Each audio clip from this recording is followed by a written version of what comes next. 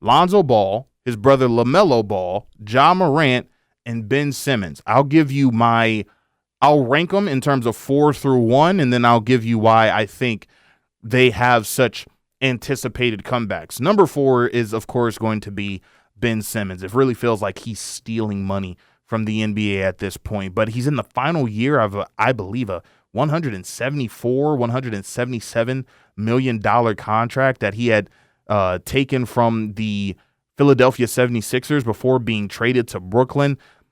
I don't know if it's an anticipated comeback, but it is going to be interesting because this is going to be a guy that's going to be looking for a contract come the following year. And if this guy doesn't play, is it going to start questioning whether or not he should be in the NBA past this season? Will any team give him an opportunity? He continues saying it's his back. He continues saying that he's having issues with his back. I also believe that he's said that his knees are a problem or that his ankles are a problem.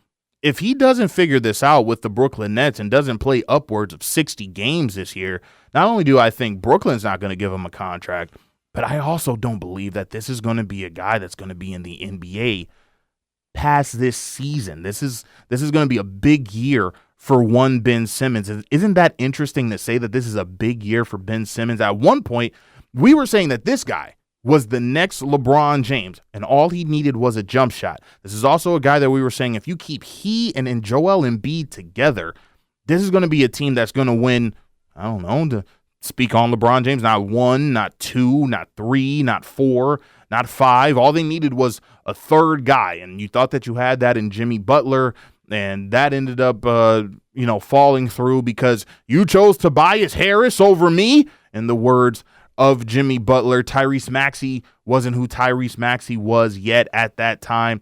Kawhi Leonard has the shot of all shots to eliminate you from the playoffs when he was in Toronto. So Ben Simmons this year is going to have to put up numbers or just have to play enough games in order for a team, let's just say like Brooklyn, not to build around him at this point. I think those days are over where teams are going to say we want to build around a guy like Ben Simmons. But just to stay in the league at this point, if he wants to, does he love the game anymore? Or does he collect his $170 million that he got over 4 or 5 years ago and say, it was a good run. I was able to play in the NBA for a cup of coffee. Now it's time for me to go back to Australia or live in LA or live in Florida and just enjoy the rest of my years. I've made enough money. I think it would be looked at as one of the more disappointing stories in NBA history just due to the fact of how we thought of him when he came into the league. But Ben Simmons, a guy that maybe isn't going to be on a lot of individuals' radar, but definitely someone that you're going to want to keep in close eye watch when it comes to next season in terms of contracts and where may be his next landing spot. At number 3 for me, it's definitely going to be Lonzo Ball. Lonzo Ball, really a guy who it seems like he's had a chapter 1 and a chapter 2, right? This guy was supposed to be looked at as the next Jason Kidd, or in his father's humble opinion, was supposed to be looked at as the next Penny Hardaway. Right. And, this was supposed to be a guy that was supposed to be 6'6", 6'7", was really supposed to be the next great point guard in NBA history. Had his fair share of injuries with the LA Lakers. A lot went into that. Wasn't going to be a part of the Lakers' future once LeBron James got there. They ended up trading him to the New Orleans Pelicans to acquire Anthony Davis. But when he got to New Orleans, it really felt like he was starting to turn himself around, starting to find his footing. He started becoming a knockdown shooter from outside, had that weird jump shot that came across his face, looked like he got with a shooting coach, and it wasn't coming across his face as much anymore, and was becoming a really great defender on top of the passing ability that he already had. Then it really seemed that everything started to rev up once he got to Chicago, but the injury bug hit him yet again. And now he's been trying to figure out whether or not he's going to come back. You got guys like Stephen A. Smith saying he may be sitting out another year. He may not come back until January. Lonzo Ball says, I'll be back for the beginning of the season. It doesn't really have any sort of understanding of who's right, who's wrong. Lonzo says this, Stephen A. and others say that. But we've seen some workout videos of Lonzo, and he's playing 5-on-5. How much physicality is in those 5-on-5s? It remains to be seen. Only people that are there would be able to tell us. But it seems that this is going to be a guy that's on the fringe himself as well. I think he's in the last year of his contract with the Chicago Bulls, a team that I feel wants to blow it up and they want to start all over, but you can't do that with a guy looking to potentially be traded if you're the Chicago Bulls if you don't have any tape on him.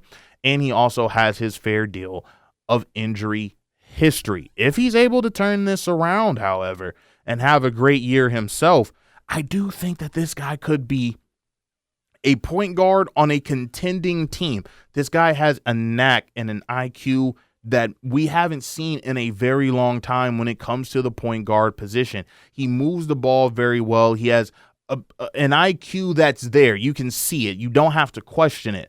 The question is now, can he stay healthy for hopefully a full season? Understanding that Chicago Bulls may not be looking at the NBA playoffs this year, but if he can have a solid season, in a season that he had when the Chicago Bulls were looked at as one of the top 4 teams in the East once upon a time, when they had DeMar DeRozan, Zach LaVine, Vucevic, as well as Lonzo Ball being your point guard, and you had Alex Caruso coming off of the bench, this may be a guy that come next season, following this one, there may be a couple of contending teams that say we may need an off-the-bench point guard, and Lonzo Ball may fit that bill. Now, at number 2, it's going to be Lamelo Ball. This guy was averaging 31 points, about 7 rebounds, and 9 assists per game in a 9-game stretch before his injury. I think this guy has only turned 23 years old. The only question that I have for Lamelo right now, in my estimation, is he going to stay in Charlotte long term? It seems like they have a couple of pieces there, but is this going to be a guy that's going to be looked at as the face of the Hornets franchise for, let's just say, maybe 5 to 7 more years of his career? That remains to be seen. It does feel like he has an LA state of mind, being that he is an LA native, say Chino Hills. I don't know, if you want to call him an LA native, but that's what we say. If you don't know where Chino Hills is or Monrovia, California, we say LA. We're from LA. That's what I'm saying. He may have LA aspirations. He may have LA goals. This is a guy that I think, if Lonzo Ball was supposed to be the next Jason Kidd or Penny Hardaway, I think the person who ended up fleshing that out is almost a guy like LaMelo Ball. He's one of the more exciting players that you see in the NBA. Charlotte's definitely going to have to put more pieces around him, though, if they look to make the playoffs. But without question, I want to see what this guy can do. He's definitely a league pass player. You want to see what he does game in and game out, whether it's at home or on the road. And you just want to see this guy stay healthy. It would be sad to see if this guy had more injury problems, like his brother has injury problems himself. But when he's on the floor, there is no doubt that he is one of the better young talents that we have in the NBA. And when you want to talk about the NBA being in good hands past the LeBron, KD, and Curry era, LaMelo Ball has to be one of those guys that you say. And I understand nobody's watching Charlotte Hornets basketball outside of those in Charlotte. But trust me here, if you're a casual NBA fan, you're going to want to watch LaMelo Ball. He's away from his father. He's away from his brother. No more Ball in the Family documentaries that we've seen on Facebook and YouTube and stuff like that. He just plays basketball now. He also does other things that we won't talk about, but he's a ball player. He's a guy who loves hoop, and I love watching him play. The number 1 guy, you guessed it, is Ja Morant. Isn't it funny that we thought Ja Morant was going to be the next face of the NBA once LeBron, Curry, and KD left? He has that issue. I believe that was in Colorado. Then he also has another issue on Instagram where he's brandishing a gun. The NBA suspends him, and he comes back from that injury. Do you remember that game he had against New Orleans where he hits the game winner? I believe that was the late night game on TNT, and he's saying, "I'm back. I'm him. It's me." Falls with an injury, out for the rest of the year. And it just seemed in the back, he just went further and further back in our minds. Now Anthony Edwards is all the talk. Luka Doncic is probably going to be the next face of the NBA. We're now naming other guys who are going to be the face of the entire NBA, and we're not mentioning Ja Morant's name anymore. So much so that ESPN has the Memphis Grizzlies finishing 9th in the Western Conference. That means they're going to be playing for the playoffs via the play-in come next season. I do believe that's a little bit disrespectful, and I think Ja Morant's going to show us why he was being looked at as one of the faces of the NBA, one of the more electrifying players that we've seen in quite some time. Honestly, he's almost akin to Allen Iverson in terms of the culture of the NBA. He was bringing that out. He was fleshing that out. And you got to remember, Memphis had brought in Marcus Smart to kind of be that other lead guard alongside Ja Morant. You now brought in Zach Edey, who we've seen now pictures and video of Ja Morant and Zach Edey now trying to gather chemistry together.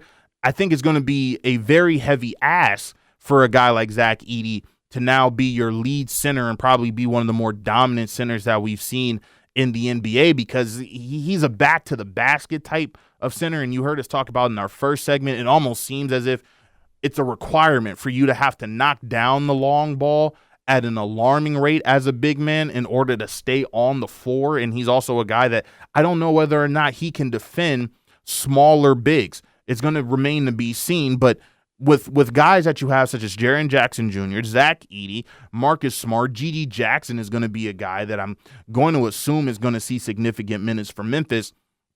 You put that alongside Ja Morant, how is this not a top 5, top 6 team within the Western Conference? I'm buying Memphis Grizzlies stock instead of selling it, and Ja Morant is definitely going to be the reason why. Now, it's going to be difficult for him because I don't know whether or not the NBA is going to continue to punish this guy for an extra year. They already did it firsthand where he was not able to be eligible, even if he had played the rest of the season, wasn't going to be eligible for any off-season awards because he didn't play the minimum of I believe 65 games. That's what you're supposed to play now. He didn't play that. So is the NBA now going to be a league in which they say if it comes between Ja Morant and let's just say a Luka Doncic for the sake of argument, they both have to be voted in by the coaches for the All-Star game. Do they take Luka over Ja even if Ja's having the better year?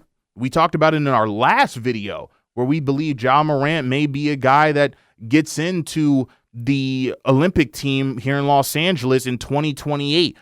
Do they want him a part of that? You know, the NBA has a lot to do with who's on Team USA and who's not on Team USA. Hopefully his image is cleaned up by that time, and I believe Ja Morant's going to be able to do it. I think he understands his focus just has to be on basketball, but the utter disrespect that maybe we're putting on him, and maybe it is unfair just due to the fact that we haven't seen him, now you can say, in over a year because he didn't play enough games. And especially after he got into trouble just a couple of summers ago, this is going to be a guy who is going to lead a team in Memphis where if they are good, watch out the rest of the NBA, not just the Western Conference, but also out East. Not saying that they're going to win a championship, but the most anticipated comeback in the NBA come this season, without question, is going to be that of Ja Morant.